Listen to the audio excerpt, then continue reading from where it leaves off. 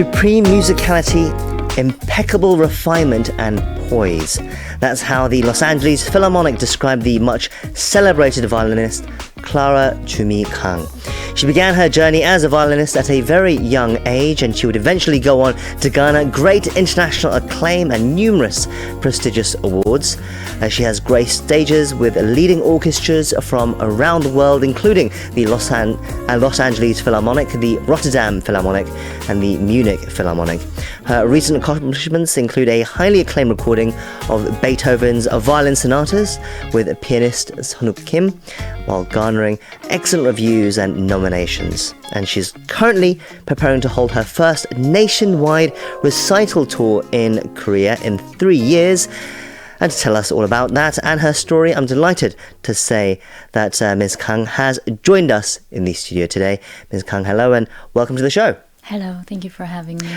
Well, thank you for dropping by today. It is quite the honour. As I mentioned, you are preparing for your solo tour in a couple of months' time, but you were performing in Korea just last November as well, I understand. And you've been busy with recitals since then, and you will be for the next couple of months as well, performing all over the world, in Japan, Austria, and the UK, I believe. So it seems you're very busy currently. Yes, I had a wonderful season, met a lot of new orchestras, conductors, and also did few recitals. And now I'm preparing for a busy summer and also the next season. Okay, so yes, it seems you are much in demand then. Let's go back to start for our listeners of your story, for our listeners who may not know. You started violin at the age of just 3 years old, I understand, right? Yes. Okay, and you made your concerto debut with the Hamburg Symphony at just the age of only 5. So how did that all start for you then? I was born in Germany in a city called Mannheim, and my parents were opera singers. So it was natural for me to start an instrument because I had older siblings who were already having their fun. With an instrument, yeah. It was a very musical family then? Yeah. Okay. What drew you to the violin though? As you said, your parents were both opera singers. What drew you to an instrument? I started with a piano, and my sister was playing the violin, and it sounded very interesting. And so I asked for it, and luckily there was a small size, which I could have.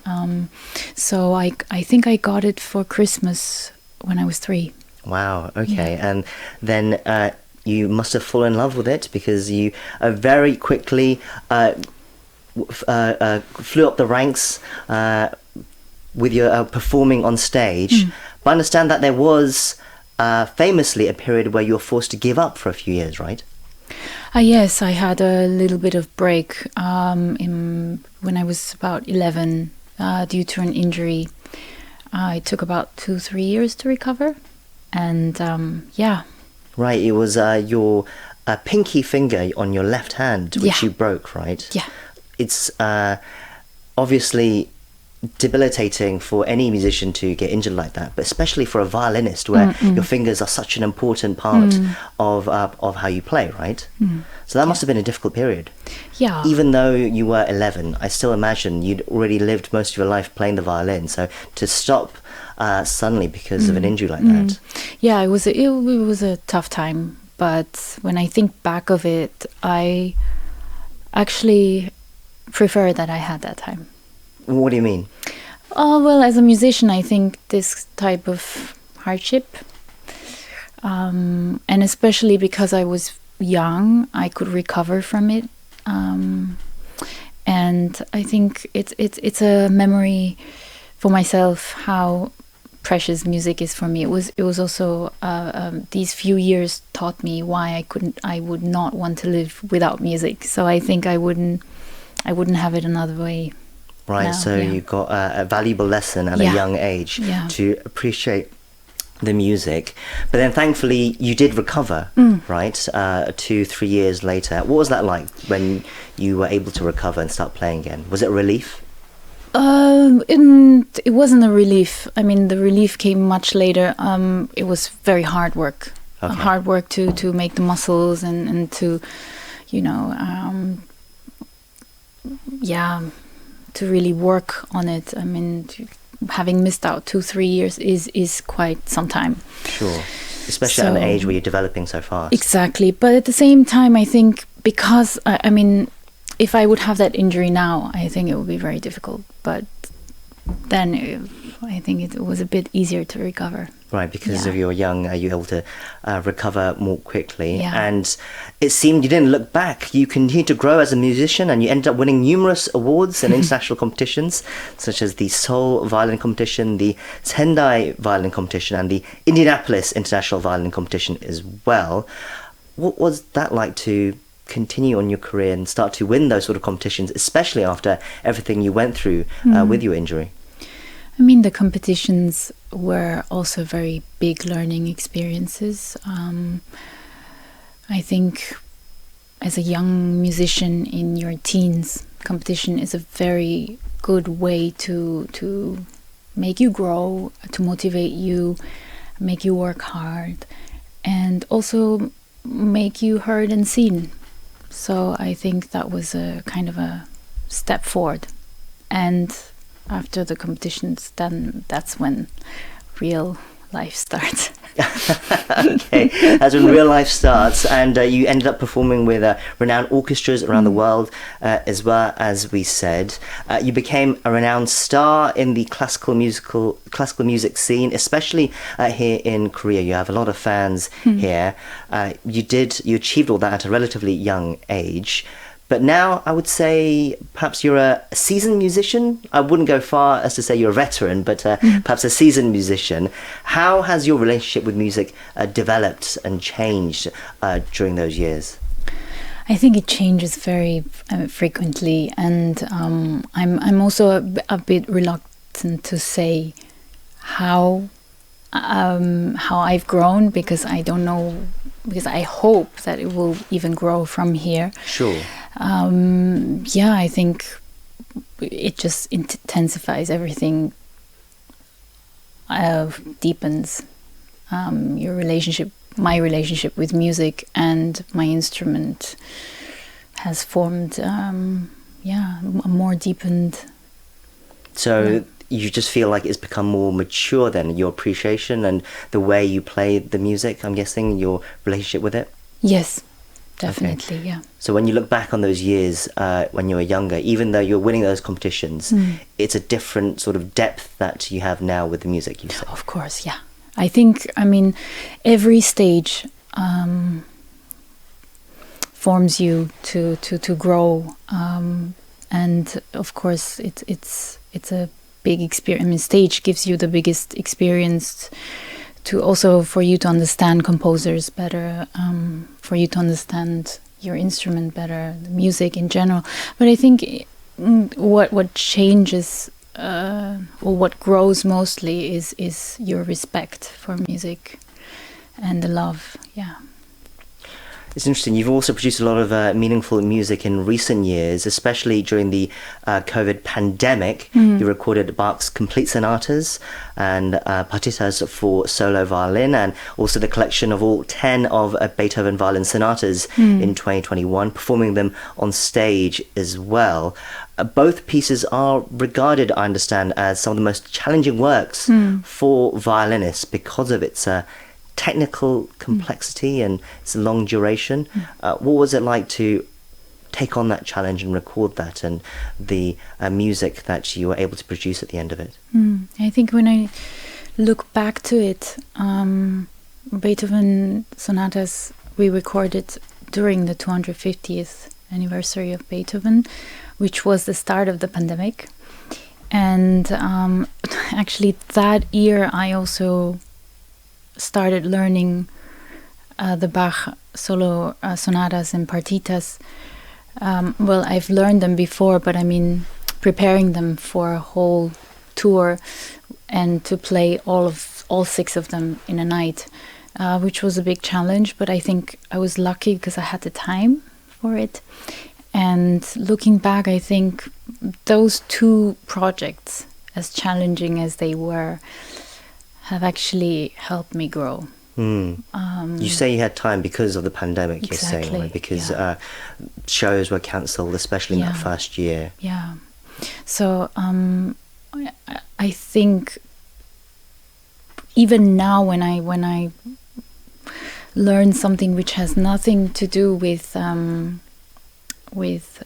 well, every music has something to do with Bach, but I mean, you know, when I do other composers, still I find some connections in terms of, oh wow, I look at this differently because of Bach and because of Beethoven, and especially in Beethoven's music. I mean, doing the 10 sonatas helped me so much when I now do the concerto. Right.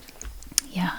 Right, so it seems whatever hardships come your way, you are able to overcome the challenges and find some new meanings for yourself. So then, as I mentioned at the start, you'll be back in Korea in September for your recital tour, your nationwide and recital tour. So what does it mean for you to be coming back to Korea and putting on this recital for the first time in 3 years and meeting your Korean audience again? I mean, it's always incredible joy to do a recital program. I think as a violinist, we play most of the time with orchestras, and to have a whole evening to program and to explore 3-4 composers in one evening, that's really special for me, and I enjoyed it tremendously. This time, my last recital was 3 years ago with the whole 10 Beethoven sonatas, and the previous recital was the whole Bach. So as much as I love challenges, I think I did put my audience through a little bit of, long, intense program. Right. So this time I wanted to do a mixed program. No specific composer, but just a whole evening of different composers, but with a theme that I find myself close to. Right. So it's going to be I'm going to open with Tartini's Devil's Trill, which is kind of an homage to violin itself. I've done it since the first time I performed that piece was when I was 4. So it's a really childhood memory whenever I hear this piece. And then we have the Prokofiev Violin Sonata number 1, which because the Tartini Devil's Trill is quite dark, very virtuosic but dark, and I wanted to have something to follow up that mood. And also, as much as I wanted the audience to have a very exciting, enjoyable program, I also wanted to kind of the Prokofiev Violin Sonata 1 was composed during the end of Second World War, and I felt it fits very well with the world now. So I wanted to have those 2 composers in the first half, and in the second half I am doing 2 French composers, Chausson and Franck. They were both, Chausson Poème and Franck Sonata were both dedicated to Eugenie Zaï. So, sorry, Franck is a Belgian composer. But so these are all works I think that audience know very well and always enjoy listening to. And me also, it's a program that I love performing, so it will be a little bit of a contrast to what we've been doing. It's clear that you are excited about this tour and this recital, it seems, because you've just lit up when you've been talking about what you'll be playing for your fans here in Korea. And what's it like to play in front of your fans here in Korea? Is it different from when you play overseas? In what way? It's warmer. I mean, it's the best feeling to play in your country. I think it's home. So I take it very personal and it's very special for me. Yeah. Right, and I think the fans here are really going to enjoy it as well. Very briefly as well, before we go, anything else that's coming up after this recital and this tour? I understand that you've been invited to the Hollywood Bowl and BBC Proms for the second time as well. So it must be exciting to revisit that as well. Yeah, this time Hollywood Bowl, I'm not playing a solo concerto, but I have wonderful colleagues joining me. Sunwook Kim and Hyung Choi will do the Beethoven triple.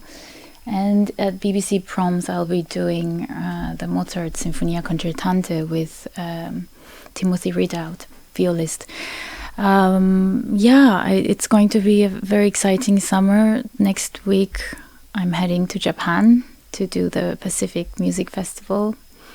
And I'm also doing my debut at the Salzburg Festival. So it will be a very fulfilling summer. And the season, then after the recital tour, the season will just start. Yeah.